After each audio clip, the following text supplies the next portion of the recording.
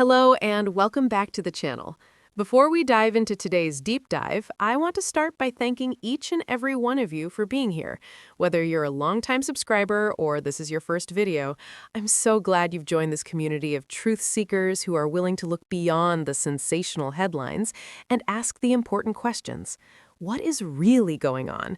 And more importantly, why are they trying to make us believe something that simply isn't true? Today, we are going to tackle a story that perfectly encapsulates everything that is broken about tabloid journalism, and we're going to do it by looking at a single image, a single headline from a reputable source, and the mountain of context that the gossip rags desperately hoped you wouldn't see. If you follow the news about the Duke and Duchess of Sussex, you will have seen the headlines last week. They were loud, they were dramatic, and according to the Daily Mail, they were devastating. Let me paint the picture for you. Imagine a split screen. On the left, you have the incendiary Daily Mail headline plastered all over social media, designed to provoke outrage and pity in equal measure. It reads, "Harry and Meghan snubbed by Jordan's royal family. King Abdullah and his eldest son, who have close relationship to Charles and William, swerve meeting with the Sussexes." The implication is clear. The narrative was simple and cruel. Harry and Meghan had been humiliated. They had been rejected. They had flown all the way to the Middle East, presumably desperate for a royal seal of approval, only to be completely ignored by a king who was far too busy being best friends with the real royals, William and Charles. The story was designed to paint a picture of two desperate social climbers, ostracized by the very institution they were trying to impress, left wandering the desert with nothing but a photographer for company. It was a juicy story. It was also, as we are about to prove with cold hard facts, completely and utterly wrong. Because now let's look at the other side of that split screen. On the right, we have a screenshot from Town and Country magazine, a publication with a century-long history of covering royalty, society, and culture with dignity and accuracy. They are not a gossip rag. They are an institution, and their headline tells a very different story. It reads, "Harry and Meghan wrap up Jordan visit. Meghan Markle and Prince Harry meet members of Jordan's royal family. Not snubbed, not swerved, not humiliated. Met." Today, we are going to dismantle the Daily Mail's false narrative piece by piece. We are going to look at what actually happened in Jordan, why the tabloid spin is a dangerous distortion of the truth, and how that single factual headline from Town and Country magazine tells the real story. Because the truth is, Harry and Meghan didn't get snubbed. They got to work, and they did so while being genuinely welcomed by a senior member of the Jordanian Royal Family. So grab a cup of tea, get comfortable, and let's get into it. To understand why the Daily Mail's narrative is false, we first have to understand the context of the visit itself. The tabloids want you to believe that Harry and Meghan jetted off to the Middle East for a pseudo-royal tour, a photo-op pilgrimage to prove they are still relevant on the world stage. The reality is far more grounded and, frankly, far more noble. This trip to Jordan was not a state visit. It was not a tour organized by the Foreign Office. It was a private, working visit undertaken at the specific invitation of the World Health Organization. That's right, the Duke and Duchess of Sussex traveled to Jordan in their capacity as humanitarian advocates to participate in a roundtable discussion hosted by the WHO. The topic? Supporting vulnerable communities and the mental health needs of children and young people impacted by displacement. This is not the behavior of people desperate for a tiara and a state banquet. This is the behavior of people who have spent years, long before they ever met, dedicating their lives to humanitarian causes. Let's not forget that Meghan Markle worked as a young woman at the U.S. Embassy in Buenos Aires and was a global ambassador for World Vision, traveling to Rwanda to advocate for clean water. And Harry? He founded the Invictus Games, spent a decade working with vulnerable communities in Lesotho, and has consistently spoken out about the mental health crisis facing young people today. The Jordan trip was a continuation of that work. It was about using their platform to highlight a global crisis. And for that, they are mocked and framed as attention seekers. Now, let's look at the accusation itself. The headline claims that King Abdullah II and his eldest son, Crown Prince Hussein, swerved a meeting with the Sussexes. The implication is that Harry and Meghan were desperately trying to get a seat at the royal table, only for the door to be slammed in their faces. It's a powerful image. It's also a complete fabrication built on a foundation of sand. The Daily Mail's entire argument rests on a single, unproven assumption that a meeting was ever requested, planned, or expected. And here's where their own reporting falls apart. Buried deep within their hit piece, probably hoping no one would read that far, was a quote from a Jordanian source. That source stated, and I quote, "There is no meeting scheduled between the Duke and Duchess of Sussex and the Jordanian Royal Family." Let's just sit with that for a moment. If there was no meeting scheduled, how can one be snubbed?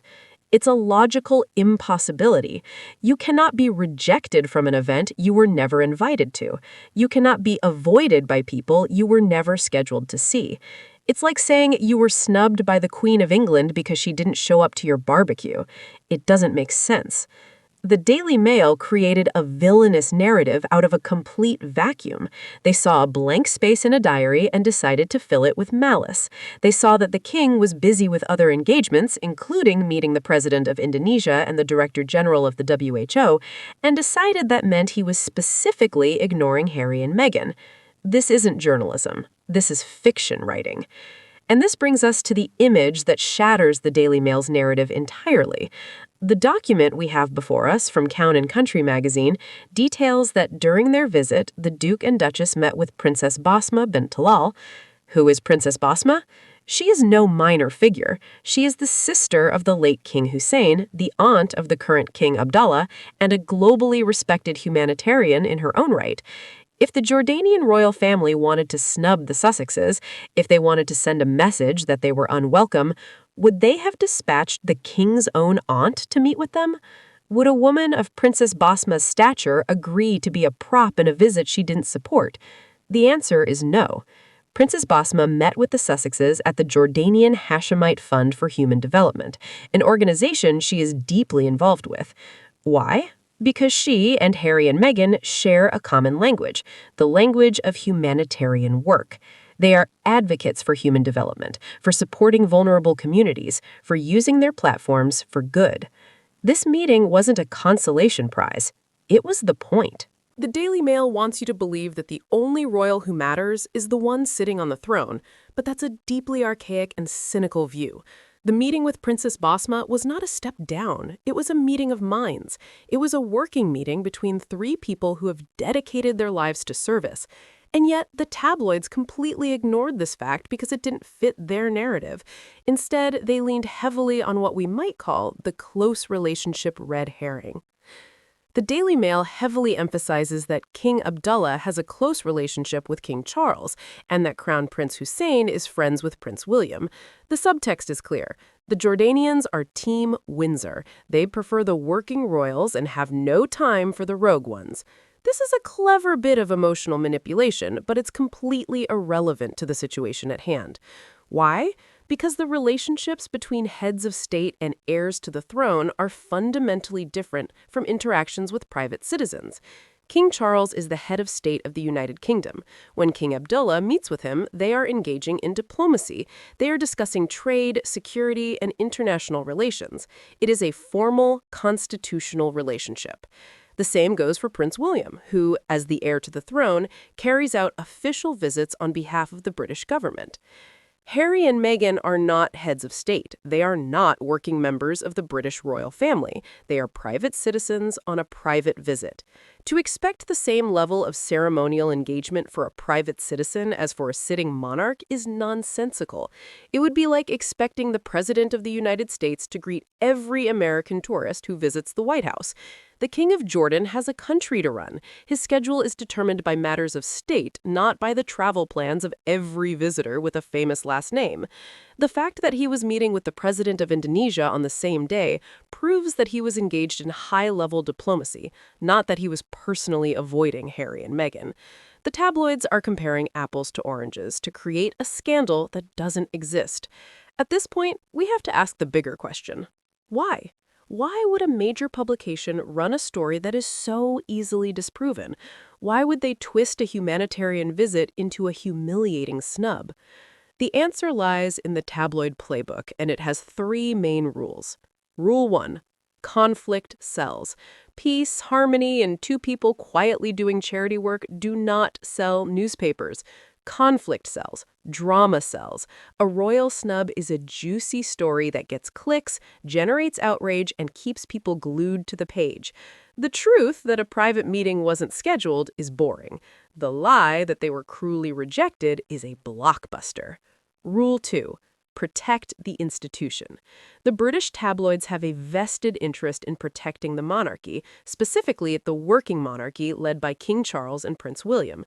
By painting Harry and Meghan as outcasts who are shunned by respectable royals around the world, they reinforce the idea that the real royals are the good ones and the Sussexes are the pariahs.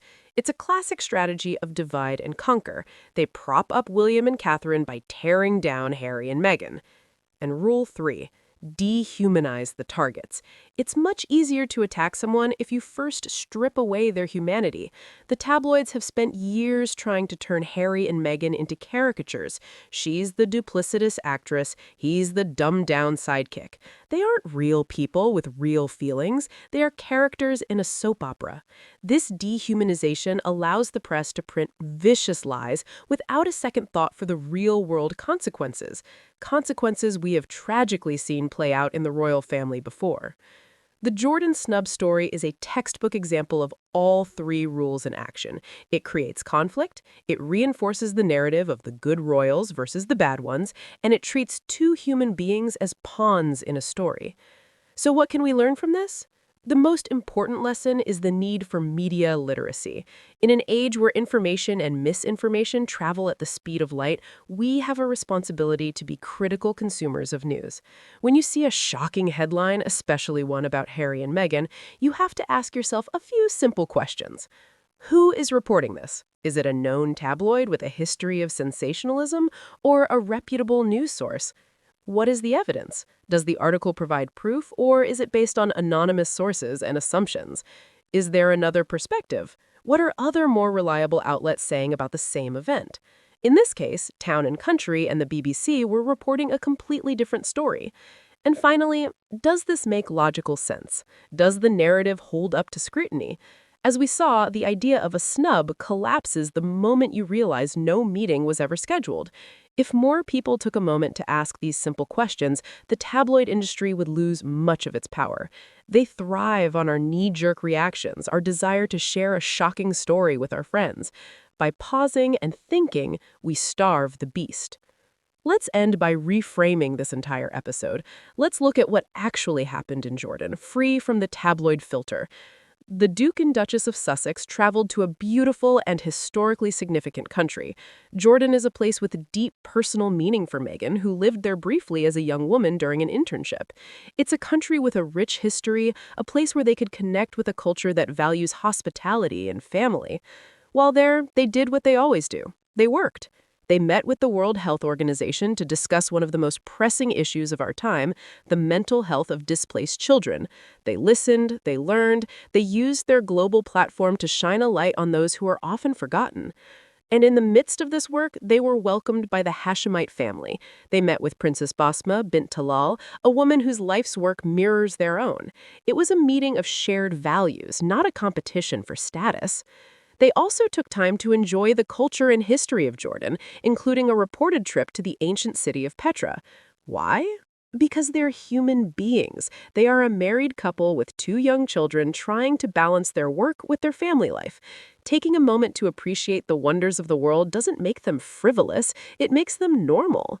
This visit was not a snub. It was a success. It was a quiet, dignified, and productive trip that advanced the causes they care about.